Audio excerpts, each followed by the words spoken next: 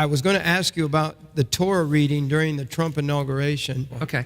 Now, basically, in a Jewish synagogue, you'll have two different readings, different prayers, but one is called the Torah reading, which is from Genesis, Exodus, Leviticus, Numbers, and Deuteronomy, 5 books, the Torah, instruction that Moses wrote. And that's your primary book that's in scroll form in every synagogue. Then they have what's called Haftorah, which has nothing to do with the Torah. What it is, it's the Tanakh, or it's the prophets, and they will go to Isaiah or sometimes Jeremiah or one of the prophets, and so they have their Torah reading, which is every week, 52 weeks a year.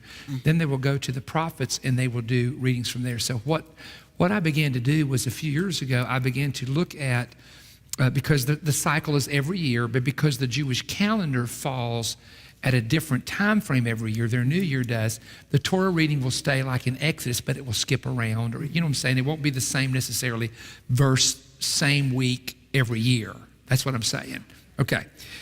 I want to show you something here. I'm going to have to find it, and I want to read this, because the reason I want to read it is because this is so funny, because I want to be sure that I have my scripture references right. One of the fascinating events within the chapters that fell during Trump's being inaugurated was, and it was a little bit before, was Genesis chapter 48. Genesis 48 is hilarious, and I'm going to show you why it's hilarious. Have y'all read this yet? Some of y'all done sat there and read the book. Some of reading the book while I'm talking. They're reading the book. What page is that on? Let's say 185. If you have my book, this is 185. Okay. So if you have your book, open it up. You can kind of follow along. Now, watch this carefully, and let me show you how a Haftorah reading during a prophetic cycle can repeat itself in a different way. In Genesis 48, it's recorded here that Joseph brought his 2 sons before his father Jacob for a blessing. He expected that his oldest son Manasseh would receive the right hand of blessing, which would identify him as the chosen among the 2. Yet at the very last minute, Jacob switched his hands and placed his right hand of blessing on the younger son Ephraim. This broke with long-established tradition and protocol, even to the point of provoking Joseph to protest, making his father and trying to force his father's hand upon the other candidate. Notice I said candidate. You'll get that in a minute.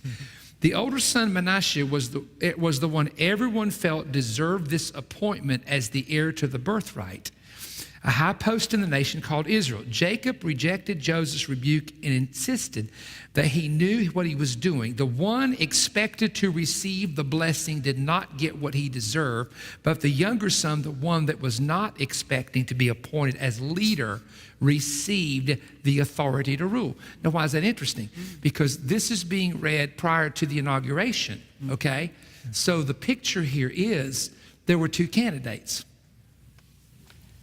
There was one that everybody had the guarantee the blessing was coming to of the presidency. Yeah. But at the last minute, God switched it and said, no, the one you don't expect to get the blessing is going to get the blessing. Oh, you ought to hear me. Yeah. Oh, it's good. So good. And Ephraim took the blessing, and Ephraim's name means to be fruitful. So what's the theme of our leader at this time is, I'm going to create jobs, make America great again. So the whole theme is being fruitful again. Yes. And there's a whole lot more to that. But one of the interesting things here, can I keep reading? Yeah. Yes. You mind? Oh, this, I just saw this. I marked this. So that means it must be good. Here we go. I love it. Okay, in that section of scripture, now remember, we're talking about the Torah reading, right? In the same chapter being read in the synagogue, okay, Torah reading. And this, again, this is the month of January of Trump's inauguration. I thought this was just pretty neat. In this section of scripture refers to above, there can exist another clue in regards to the rise of Donald Trump. Prior to Jacob's departing, he began to bless his 12 sons as he leaned on his staff. What is called a blessing ends up being more like prophecies pronounced upon the 12 tribes of Israel. In fact, telling them what should befall them in the last days. Now remember, so he's prophesying here about the last days. That's very interesting. He's not just giving a word. He's saying, here's what's going to happen to you in the time of the end. Genesis 49:1. Among those 12 sons was Gad, a tribe that did not cross the Jordan River, but inherited land on the east side of the river. Jacob predicted, quote, Gad, A troop will overcome him, but he will overcome in the end. The Hebrew word troop here is Gedon, and I'm going to try to get that right, make sure I'm pronouncing that right. Gedon, which refers to a crowd of men, especially soldiers. The root of the word is gadad, which means not just a crowd, but a crowd that is pressing into a person as if to cut them off or harm them. I would say this is exactly what occurred with Trump. During his entire campaign, the media constantly rose against him, cutting him down in every possible manner. Yet in the end, he overcame the opposition and won. The Torah reading. Wow. The Torah reading has clues that fit either what would happen to him or the pattern of what happened, the reversing of the blessing. Well, he's supposed to get it. No, this one's getting it. Well, that's never happened before, you know? Or they're going to look like they're going to overcome you, but when the end comes, you'll be the one which would have won.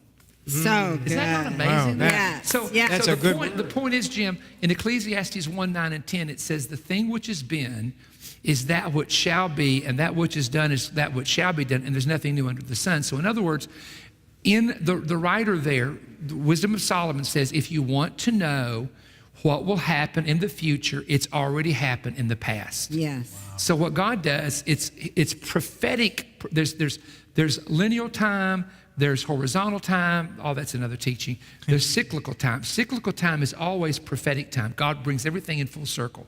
Okay, it's just like if we go back to the 80s where you were in Charlotte. Yeah. Everything happens, but guess what happens? You come full circle. I feel like I'm right there right now, you know? It's full circle.